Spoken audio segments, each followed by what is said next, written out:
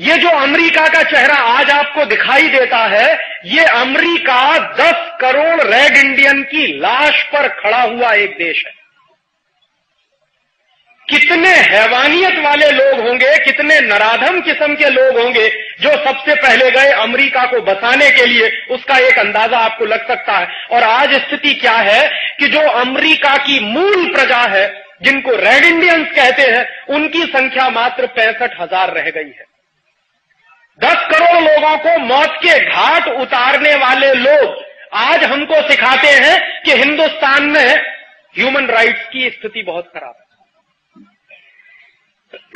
जिनका इतिहास ही human rights के वायलेशन पर टिका हुआ है, जिनकी पूरी की पूरी सभ्यता 10 करोड़ लोगों की लाश पर टिकी हुई है, जिनकी पूरी की पूरी तरक्की और विकास 10 करोड़ रेड इंडियनों के खून से लिखा गया है, ऐसे अमेरिका के लोग आज हमको कहते हैं कि हिंदुस्तान में साहब ह्यूमन राइट्स की बड़ी खराब स्थिति है, कश्मीर में, पंजाब में, वगैरह वगैरह। और जो काम मारने का, पीटने का, लोगों की हत्याएं करके सोना लूटने का, चांदी लूटने का काम कोलंबस और स्पेन के लोगों ने अमेरिका में किया, ठीक वही काम वास्को डिगामा ने 1498 में हिंदुस्तान में किया। ये वास्को डिगामा जब कालीकट में आया 20 मई 1498 को, तो कालीकट का राजा था उस समय झामोरीन। तो झामोरीन के राज्य में जब ये पहुंचा वास्को डिगामा, तो उसने कहा तो मैं तो आपका मेहमान हूं। और हिंदुस्तान के बारे में उसको कहीं से पता चल गया था कि इस देश में अतिथि देवो भव की परंपरा।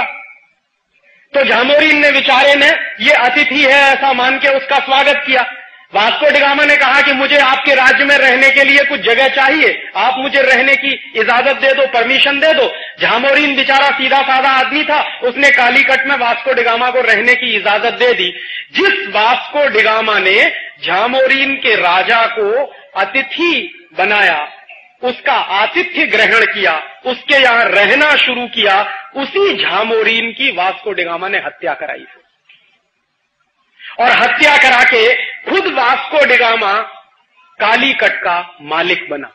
और कालीकट का मालिक बनने के बाद उसने क्या किया कि समुद्र के किनारे है कालीकट, केरल में, वहां से जो जहाज आते जाते थे, जिसमें हिंदुस्तानी व्यापारी अपना माल भर भर के साउथ ईस्ट एशिया और अरब के देशों में व्यापार के लिए भेजते थे, उन जहाजों पर टैक्स वसूलने का काम वास्को डिगामा करता था। और अगर कोई जहाज वास्को डिगामा को टैक्स ना दे तो उस जहाज को समुद्र में डुबोने का काम वास्को डिगामा करता था। और वास्को डिगामा हिंदुस्तान आया पहली बार 1498 में, और यहां से जब लूट कर संपत्ति ले गया तो 7 जहाज भर के सोने की अशर्फियां थी। पोर्चुगीज सरकार के जो डॉक्यूमेंट्स हैं वो बताते हैं कि वास्को डिगामा पहली बार जब हिंदुस्तान से गया, लूट कर संपत्ति को लेकर गया, तो 7 जहाज भर के सोने की अशर्फियां। उसके बाद दोबारा फिर आया Vasco da Gama. Vasco da Gama Hindustan में 3 बार आया लगातार लूटने के बाद। चौथी बार भी आता लेकिन मर गया। दूसरी बार आया तो हिंदुस्तान से लूट कर जो ले गया वो करीब 11 से 12 जहाज भर के सोने की अशर्फियां थी। और तीसरी बार आया और हिंदुस्तान से जो लूट कर ले गया वो 21 से 22 जहाज भर के सोने की अशर्फियां थी। इतना सोना चांदी लूट कर जब वास्को डिगामा यहां से ले गया तो पुर्तगाल के लोगों को पता चला कि हिंदुस्तान में तो बहुत संपत्ति है। और भारतवर्ष की संपत्ति के बारे में उन्होंने पहले भी कहीं पढ़ा था। उनको कहीं से ये टेक्स्ट मिल गया था कि भारत एक ऐसा देश है जहां पर महमूद गजनवी नाम का एक व्यक्ति आया, 17 साल बराबर आता रहा, लूटता रहा इस देश को, एक ही मंदिर को, सोमनाथ का मंदिर जो वेरावल में। उस सोमनाथ के मंदिर को महमूद गजनवी नाम का एक व्यक्ति एक वर्ष आया, अरबों खरबों की संपत्ति लेकर चला गया, दूसरे साल आया फिर अरबों खरबों की संपत्ति ले गया, तीसरे साल आया फिर लूट कर ले गया, और 17 साल बराबर वो आता रहा और लूट कर ले जाता रहा। तो वो टैक्स भी उनको मिल गए थे कि एक एक मंदिर में इतनी संपत्ति, इतनी पूंजी है, इतना पैसा है भारतवर्ष में, तो चलो इस देश को लूटा जाए। और उस जमाने में एक जानकारी और दे दूं, ये यूरोप वाले और अमेरिका वाले जितना अपने आप को विकसित कहें, सच्चाई ये है कि 14वीं और 15वीं शताब्दी में दुनिया में सबसे ज्यादा गरीबी यूरोप के देशों में थी। खाने पीने को भी कुछ होता नहीं, प्रकृति ने उनको हमारी तरह कुछ भी नहीं दिया। ना उनके पास नेचुरल रिसोर्सेज हैं जितने हमारे पास हैं, न मौसम बहुत अच्छा है, न खेती बहुत अच्छी होती थी, और उद्योगों का तो प्रश्न ही नहीं उठता। 13वीं और 14वीं शताब्दी में तो यूरोप में कोई उद्योग नहीं होता था। तो उन लोगों का मूलतः जीविका का जो साधन था वो लुटेरेपन के काम से जीविका चलाते थे, चोरी करते थे, डकैती डालते थे, लूट डालते थे। ये मूल काम करने वाले यूरोप के लोग थे। तो उनको पता लगा कि हिंदुस्तान और भारतवर्ष में इतनी संपत्ति है, तो चलो उस देश को लूटा जाए। और वास्को डी गामा ने आकर हिंदुस्तान में लूट का एक नया इतिहास शुरू किया।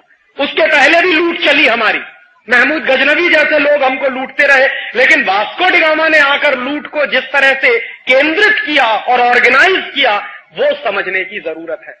उसके पीछे पीछे क्या हुआ? पुर्तगाली लोग आए, उन्होंने 70-80 वर्षों तक इस देश को खूब जमकर लूटा। पुर्तगाली चले गए इस देश को लूटने के बाद, फिर उसके पीछे फ्रांसीसी आए, उन्होंने इस देश को खूब जमकर लूटा, 70-80 वर्ष उन्होंने भी लूटा। उसके बाद डच आ गए, हॉलैंड वाले, उन्होंने इस देश को लूटा। और उसके बाद फिर अंग्रेज आ गए हिंदुस्तान में, लूटने के लिए ही नहीं बल्कि इस देश पर राज्य भी करने के लिए। पुर्तगाली आए लूटने के लिए, फ्रांसीसी आए लूटने के लिए, डच आए लूटने के लिए, और फिर पीछे से अंग्रेज चले आए लूटने के लिए। अंग्रेजों ने लूट का तरीका बदल दिया। ये अंग्रेजों से पहले जो लोग लूटने के लिए आए वो आर्मी लेके आए थे, बंदूक लेके आए थे, तलवार लेके आए थे और जबरदस्ती लूटते थे। अंग्रेजों ने क्या किया कि लूट का सिलसिला बदल दिया और उन्होंने अपनी कंपनी बनाई, उसका नाम ईस्ट इंडिया रखा। ईस्ट इंडिया कंपनी को लेकर सबसे पहले सूरत में आए, इसी गुजरात में। यह बहुत बड़ा दुर्भाग्य है इस देश का कि जब जब इस देश की लूट हुई है गुजरात के रास्ते हुई। जितने लोग इस देश को लूटने के लिए आए बाहर से, वो गुजरात के रास्ते घुसे इस देश में। इसको समझिए क्यों? क्योंकि गुजरात में संपत्ति बहुत थी और आज भी है। तो अंग्रेजों को लगा कि सबसे पहले लूटने के लिए चलो सूरत में। पूरे हिंदुस्तान में कहीं नहीं गए, सबसे पहले सूरत में आए और सूरत में आके ईस्ट इंडिया कंपनी के लिए कोठी बनानी है, ऐसा वहां के नवाब के सामने उन्होंने फरमान रखा। बेचारा नवाब सीधा साधा था, उसने अंग्रेजी ईस्ट इंडिया कंपनी को कोठी बनाने के लिए जमीन दे दी। कभी आप जाइए सूरत में, वो कोठी आज भी खड़ी हुई है, उसका नाम है कूपर विला। एक अंग्रेज था, उसका नाम था जेम्स कूपर। 6 अधिकारी आए थे सबसे पहले ईस्ट इंडिया कंपनी के, उनमें से एक अधिकारी था जेम्स कूपर। तो जेम्स कूपर ने अपने नाम पर उस कोठी का नाम रख दिया कूपर विला। वो ईस्ट इंडिया कंपनी की सबसे पहली कोठी बनी सूरत में। सूरत के लोगों को मालूम नहीं था कि जिन अंग्रेजों को कोठी बनाने के लिए हम जमीन दे रहे हैं, बाद में यही अंग्रेज हमारे खून के प्यासे हो जाएंगे। अगर ये पता होता तो कभी अंग्रेजों को सूरत में ठहरने की भी जमीन नहीं मिलती। अंग्रेजों ने फिर वही किया, उनका जो असली चरित्र था। पहले कोठी बनाई, व्यापार शुरू किया, धीरे धीरे पूरे सूरत शहर में उनका व्यापार फैला और सन 1612 में सूरत के नवाब की हत्या कराई। जिस नवाब से जमीन लिया कोठी बनाने के लिए, उसी नवाब की हत्या कराई अंग्रेजों ने। और 1612 में जब नवाब की हत्या करा दी उन्होंने, तो सूरत का पूरा बंदरगाह अंग्रेजों के कब्जे में चला गया। और अंग्रेजों ने जो काम सूरत में किया था 1612 में, वही काम कलकत्ता में किया, वही काम मद्रास में किया, वही काम दिल्ली में किया, वही काम आगरा में किया, वही काम लखनऊ में किया। माने जहां भी अंग्रेज जाते थे अपनी कोठी बनाने के लिए ईस्ट इंडिया कंपनी को लेके, उस हर शहर पर अंग्रेजों का कब्जा होता था और ईस्ट इंडिया कंपनी का झंडा फहराया जाता था। 150 वर्षों के अंदर व्यापार के बहाने अंग्रेजों ने सारे देश को अपने कब्जे में ले लिया। 1750 तक आते आते सारा देश अंग्रेजी ईस्ट इंडिया कंपनी का गुलाम हो गया।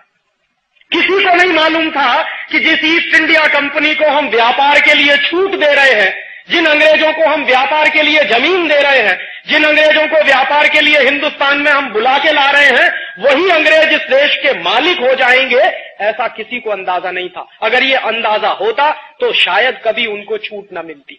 लेकिन 1750 में ये अंदाजा हुआ, और अंदाजा हुआ एक व्यक्ति को, उसका नाम था सिराजुद्दौला।